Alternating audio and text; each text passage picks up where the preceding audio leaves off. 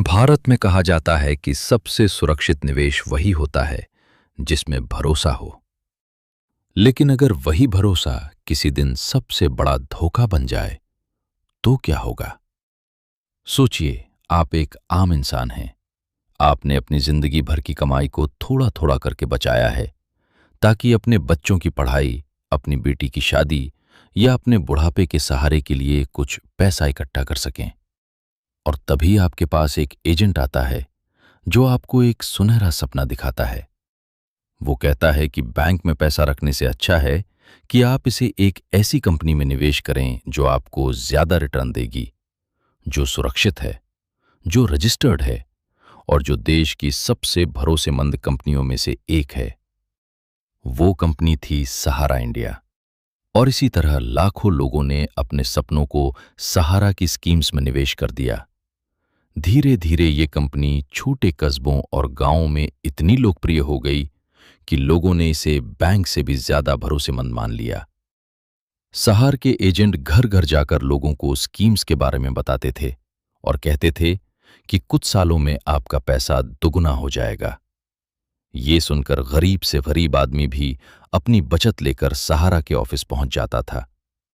समय बीतता गया और सहारा इंडिया देश की सबसे बड़ी फाइनेंशियल कंपनियों में से एक बन गई। इसके मालिक सुब्रत रॉय को लोग एक सफल बिजनेस टाइकून के रूप में देखने लगे। सहारा का नाम बड़े बड़े स्पोर्ट्स इवेंट्स और इंटरनेशनल स्पॉन्सरशिप से जुड़ने लगा। ऐसा लगने लगा कि ये कंपनी अब सिर्फ एक निवेश कंपनी नहीं, बल्कि एक साम्राज्य बन चुकी है। लेकिन इसी साम्राज्य की नींव में कुछ ऐसा था जो आगे चलकर पूरे देश को हिला देने वाला था। जब फाइनेंशियल मार्केट को रेगुलेट करने वाली संस्था securities and exchange board of India की नजर सहारा की कुछ स्कीम्स पर पड़ी, तो उन्होंने जांच शुरू की। जांच में यह सामने आया कि सहारा की दो कंपनियों ने करोड़ों निवेशकों से हजारों करोड़ रुपए जुटाए थे, बिना जरूरी अनुमति के। जब सेबी ने कंपनी से निवेशकों की पूरी जानकारी मांगी, तो सहारा उन निवेशकों का पूरा और सही रिकॉर्ड देने में असफल रही। रिपोर्ट्स के अनुसार कंपनी ने लगभग 24,000 करोड़ रुपए से ज्यादा का फंड जुटाया था। ये मामला धीरे धीरे कानूनी लड़ाई में बदल गया और अंततः देश की सबसे बड़ी अदालत सुप्रीम कोर्ट ऑफ इंडिया तक पहुंच गया। सुप्रीम कोर्ट ने सहारा को आदेश दिया कि वो निवेशकों का पैसा वापस करे। लेकिन जब पैसे लौटाने की बारी आई तो चीजें और जटिल होती चली गईं। सहारा का कहना था कि उन्होंने ज्यादातर निवेशकों को पैसा वापस कर दिया है, जबकि रेगुलेटर्स का दावा था कि लाखों निवेशक अब भी अपने पैसों का इंतजार कर रहे हैं। ये विवाद इतना बढ़ गया कि साल 2014 में सुब्रत रॉय को कोर्ट के आदेश का पालन न करने के आरोप में गिरफ्तार कर लिया गया और उन्हें जेल भेज दिया गया। एक समय पर देश के सबसे ताकतवर बिजनेस लीडर्स में गिने जाने वाले व्यक्ति का इस तरह जेल जाना पूरे देश के लिए चौंकाने वाला था। इस दौरान लाखों निवेशकों के मन में सिर्फ एक ही सवाल था कि उनका पैसा आखिर कहां गया। कुछ लोगों ने अपनी पूरी जिंदगी की बचत सहारा में लगा दी थी। किसी ने अपनी बेटी की शादी के लिए पैसा जमा किया था, किसी ने अपने बच्चों की पढ़ाई के लिए। लेकिन अब वो सब पैसा एक कानूनी जाल में फंस चुका था। साल दर साल ये मामला चलता रहा। सरकार ने निवेशकों के लिए रिफंड प्रक्रिया शुरू करने की कोशिश की। पोर्टल लॉन्च किए गए, दस्तावेज मांगे गए। लेकिन जमीनी हकीकत ये थी कि बहुत से लोग अब भी अपने पैसे के लिए संघर्ष कर रहे थे। सहार के ऑफिस जो कभी भीड़ से भरे रहते थे, अब सूने पड़ने लगे। निवेशकों के विरोध प्रदर्शन होने लगे। कई जगहों पर लोग सड़कों पर उतर आए और अपनी मेहनत की कमाई वापस मांगने लगे। सहारा का साम्राज्य धीरे धीरे कमजोर होता गया।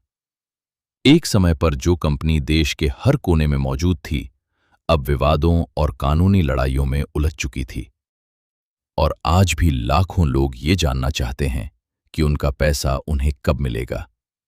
क्या उन्हें कभी उनका निवेश वापस मिल पाएगा, या ये मामला भारत के सबसे बड़े वित्तीय रहस्यों में से एक बनकर रह जाएगा।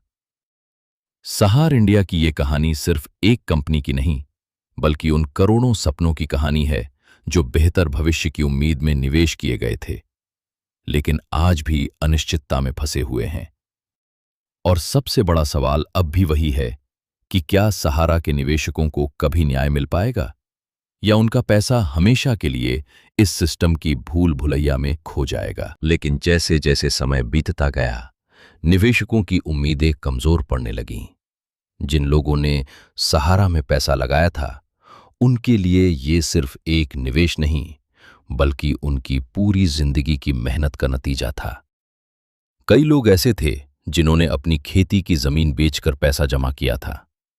कुछ ने अपने छोटे व्यापार से बचाए हुए पैसे लगाए थे, और कुछ ने तो अपने परिवार के गहने तक बेच दिए थे ताकि भविष्य सुरक्षित किया जा सके। लेकिन जब रिफंड मिलने में देरी होने लगी, तो लोगों के मन में शक पैदा होने लगा कि कहीं ये सब एक बहुत बड़ा जाल तो नहीं था। सहार के खिलाफ चल रही जांच और कोर्ट केस ने इस मामले को और उलझा दिया। निवेशकों को हर दिन ये उम्मीद रहती थी कि शायद आज कोई नई खबर आएगी, शायद आज उनका पैसा लौटाने की प्रक्रिया शुरू होगी। लेकिन हर बार उन्हें सिर्फ आश्वासन ही मिला। कई निवेशकों ने अपने पैसे के लिए सहारा के दफ्तरों के बाहर लंबी लाइनें लगाईं। कुछ ने कोर्ट के चक्कर लगाए, तो कुछ ने सरकारी दफ्तरों में शिकायतें दर्ज कराईं। लेकिन सिस्टम की धीमी प्रक्रिया ने उनकी परेशानियों को और बढ़ा दिया। इस बीच मीडिया में भी ये मुद्दा उठने लगा और देश भर में सहारा स्कैम की चर्चा होने लगी। लोगों के मन में ये सवाल उठने लगा कि अगर इतनी बड़ी रकम जुटाई गई थी, तो वो आखिर गई कहां? क्या वो सही जगह निवेश की गई थी, या फिर उसका कोई और इस्तेमाल हुआ? समय के साथ ये मामला सिर्फ एक कंपनी तक सीमित नहीं रहा, बल्कि ये पूरे देश के वित्तीय सिस्टम पर सवाल खड़े करने लगा। क्योंकि जब आम आदमी का भरोसा टूटता है, तो वो सिर्फ एक कंपनी पर नहीं, बल्कि पूरे सिस्टम पर से भरोसा खो देता है। कई निवेशकों की उम्र इतनी ज्यादा हो चुकी थी कि उन्हें ये डर सताने लगा कि कहीं उन्हें अपने पैसे वापस मिलने से पहले ही जिंदगी का अंत न देखना पड़े। कुछ परिवारों की आर्थिक स्थिति इतनी खराब हो गई कि उन्हें कर्ज लेना पड़ा। बच्चों की पढ़ाई रुक गई, शादियां टल गईं, और कई लोगों के सपने अधूरे रह गए। सहारा का नाम, जो कभी भरोसे का प्रतीक था, अब विवादों का पर्याय बन चुका था। निवेशकों के लिए यह मामला एक ऐसी लड़ाई बन गया था जिसमें उन्हें अपने ही पैसों के लिए संघर्ष करना पड़ रहा था। सरकार और संबंधित एजेंसियों ने इस मामले को सुलझाने के लिए कई कदम उठाए, लेकिन जमीनी स्तर पर इसका असर बहुत धीमा था। निवेशकों के बीच गुस्सा बढ़ता गया और कई जगहों पर विरोध प्रदर्शन भी हुए। लोग सड़कों पर उतर आए और अपने पैसे की मांग करने लगे। आज भी लाखों निवेशक अपने पैसे का इंतजार कर रहे हैं। उनके लिए यह मामला सिर्फ एक कानूनी प्रक्रिया नहीं, बल्कि उनकी जिंदगी का सबसे बड़ा संघर्ष बन चुका है। और हर दिन उनके मन में सिर्फ एक ही सवाल उठता है कि क्या उन्हें कभी उनका पैसा वापस मिलेगा, या फिर यह मामला हमेशा के लिए एक अनसुलझी पहेली बनकर रह जाएगा। सहारा इंडिया की ये कहानी हमें ये सोचने पर मजबूर करती है कि निवेश करते समय हमें कितनी सावधानी बरतनी चाहिए, और किसी भी स्कीम पर आंख मूंदकर भरोसा करना कितना खतरनाक हो सकता है। क्योंकि कभी-कभी जो सपना हमें सबसे सुरक्षित लगता है, वही हमारे लिए सबसे बड़ा जोखिम बन जाता है। और जब तक इस मामले का पूरी तरह समाधान नहीं हो जाता, तब तक ये सवाल हमेशा बना रहेगा कि क्या सहारा के निवेशकों को न्याय मिल पाएगा, या उनका पैसा हमेशा के लिए इस रहस्य में खो जाएगा। आज भी जब कोई सहारा का नाम लेता है, तो लाखों निवेशकों के दिल में एक दर्द उठता है, क्योंकि उनके लिए यह सिर्फ एक कंपनी नहीं, बल्कि टूटा हुआ भरोसा है, एक अधूरा सपना है, और एक ऐसा सवाल है जिसका जवाब उन्हें सालों से नहीं मिला। जिन लोगों ने अपने बच्चों के बेहतर भविष्य के लिए पैसा लगाया था, आज वही अपने ही पैसों के लिए संघर्ष कर रहे हैं।